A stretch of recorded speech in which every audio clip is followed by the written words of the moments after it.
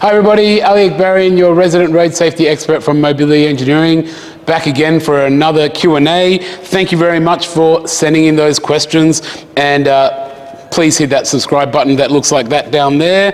We're almost at that 1,000 subscriber mark. We've got a new little present coming up as well, so let's get some support to get that going, and we'll get onto the question now. Okay, so we are talking ISOFIX today. We have a correctly fitted ISOFIX seat, and the question that comes to us today is, I've had my ISOFIX seat fitted. They've told me it's correctly fitted, but it still moves a little bit. Is that okay?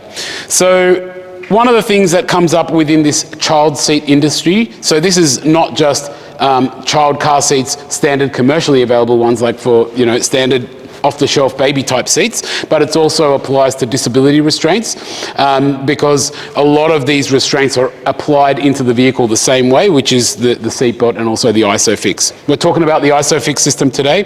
What we're going to do is just show you very quickly here. If you come closely, what you will see is there is like a green line here down the bottom there, and that green line, what that does is that indicates that the seat is correctly fitted, right? So what happens is with the ISOFIX system, this is why it's actually a really good system, is it gives you instant feedback if it's correctly fitted. So you don't actually have to trust somebody else, you can trust the seat and it will tell you what's going on. Because it has a system where when you plug the seats in and you tighten the straps, once you get that tension to the correct level of tension for safety, then it goes green. So right now, this thing is set up, this seat is correctly fitted, right? I showed you the green line, and it's only can be green by both sides. So once this side is green, you can be assured the other side is green, because if one side is green, then if one side is red, then the other side becomes loose. So it can't sit evenly, and they both won't go green. So I guess the point is you can trust me that the other side is green. So we've got two green lines, we've got this thing correctly fitted. So the baby seat is telling you, you don't need to worry, I'm safe, I'm correctly fitted. Now let me grab this and see how much movement there is.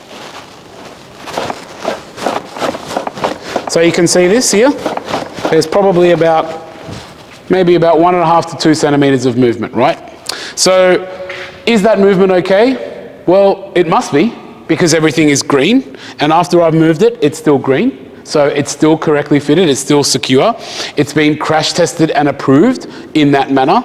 And in terms of tension, how tension does it need to be? Enough so it's green.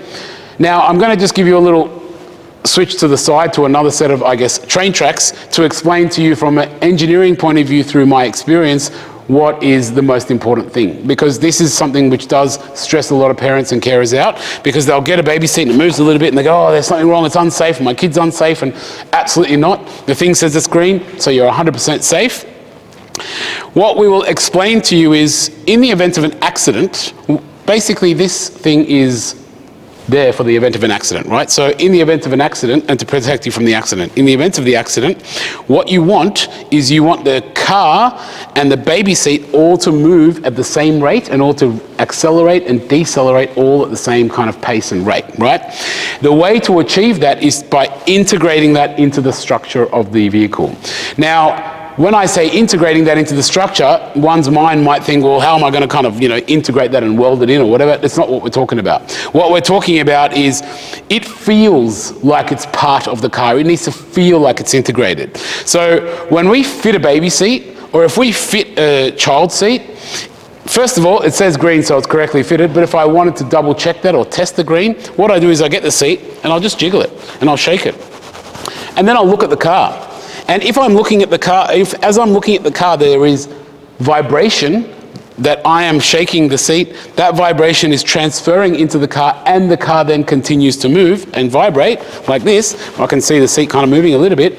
That means that it is all integrated into each other, and they're going to move at the same pace and the same rate, and it's correctly fitted. So I could have the thing move maybe a couple of centimeters and it still vibrates the car. That means they're integrated. So the point is it's not unsafe if it moves just a little bit, as long as we feel like it's integrated into the car and it's solidly and securely fitted and the forces are transferring between each other.